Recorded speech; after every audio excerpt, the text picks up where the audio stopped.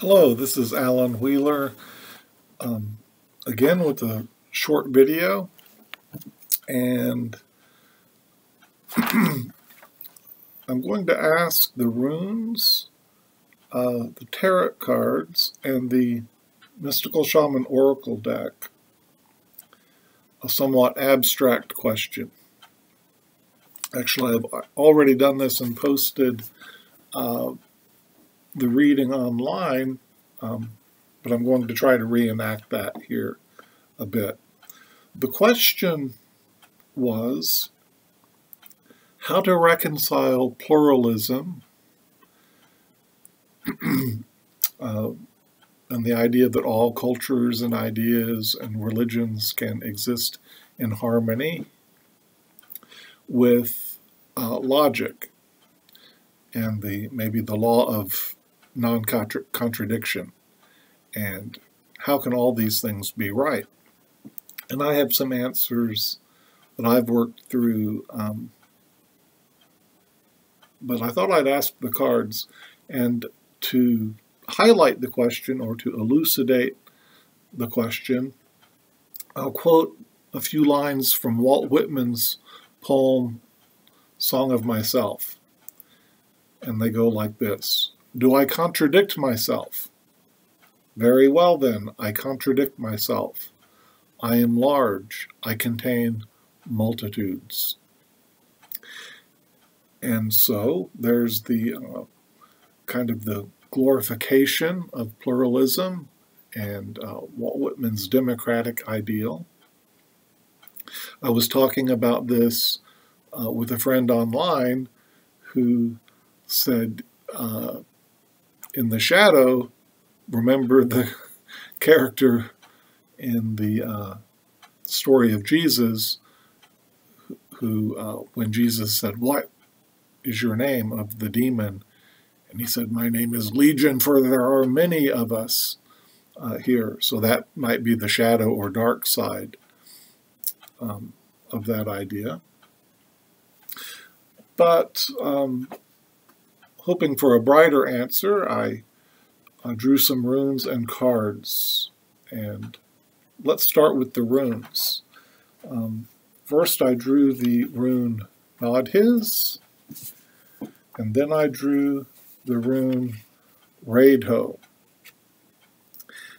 And how they spoke to me, or how I applied them to the question of pluralism, is this, that Nadi means need, or what is lacking.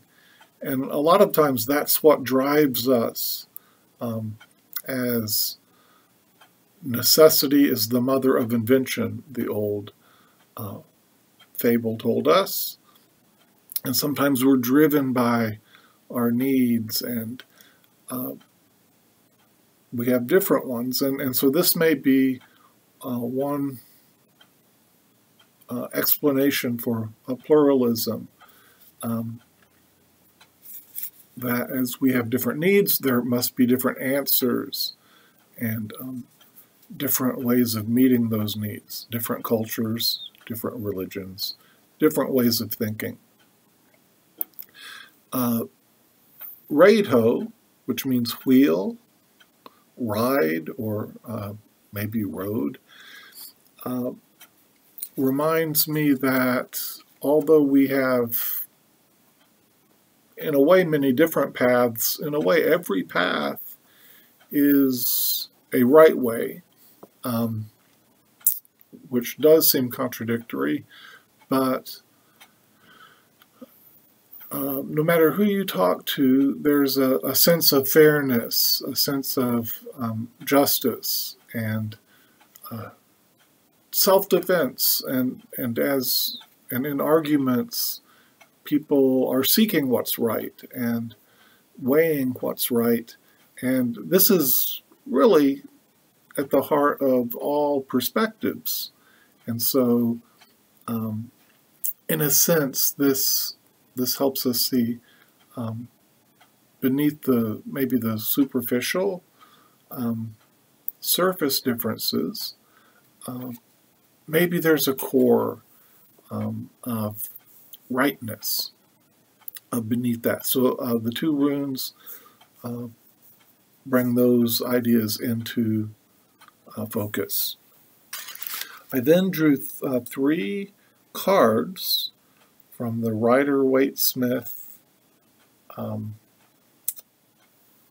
tarot deck, and the first one was the 4 of coins, or 4 of pentacles, and you can see it looks like it may be a ruler or a king clutching, holding on to wealth, or these coins, these tokens that represent the physical world or material things. And sometimes can be read as the earth element, heritage, our roots, and things like that. And this brings into play our tendency, I think psychologists call it belief perseverance, and we tend to want to hold on to our culture, our ideas that we've been taught, that we've been brought up with. Even when we change our perspectives, we become rooted in the new way often, and hold on to that and let it be an anchor for us.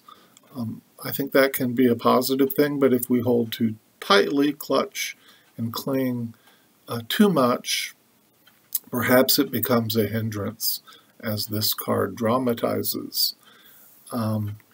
The next card that I drew was the Star, and again, like the rune Radho, it spoke to me that there's a function or a something at the heart of all the different ways of thinking, all the different beliefs, that involves faith, that involves a step of faith, that we may, there's darkness, but we may have some light.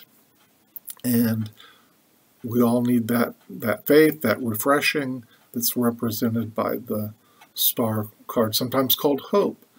And though we don't know completely, our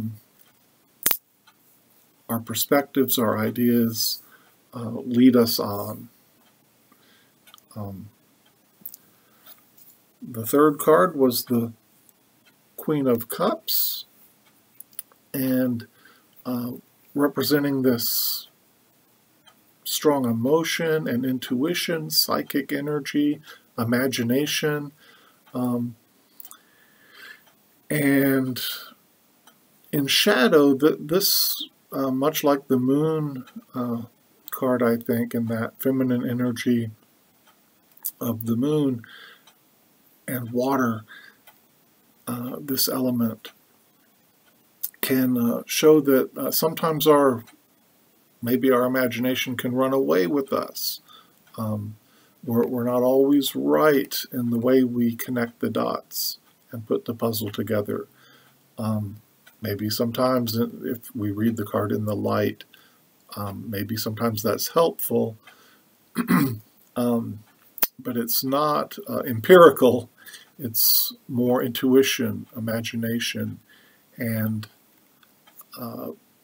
so this brings a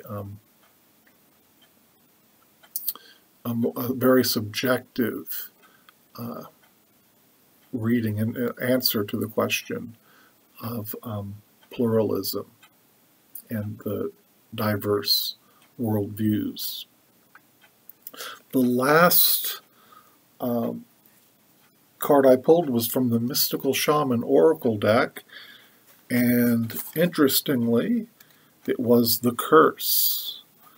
And this ties in with some of the other ideas that came to mind.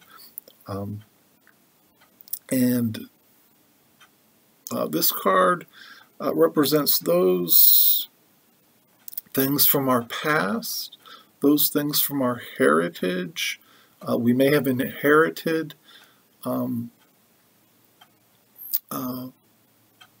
prejudice, stereotypes. In our past, we may have wounding and dark things that resurface, patterns that recur if we don't break free from those. So again, this is a bit of the shadow side of our worldviews and the things that we cling to. If we're looking at the Four of Pentacles and its message, and how we sometimes our imagination gets the better of us, and we actually manifest these things and relive those things, even when they're not necessarily really there. So it gives us the dark picture, even as we have some of the more positive ideas of faith and hope that come along with our diverse views.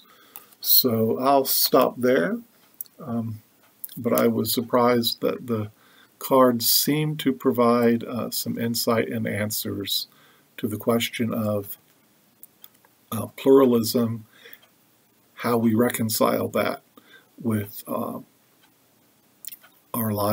logical side of our minds. Thank you so much for listening. Take care.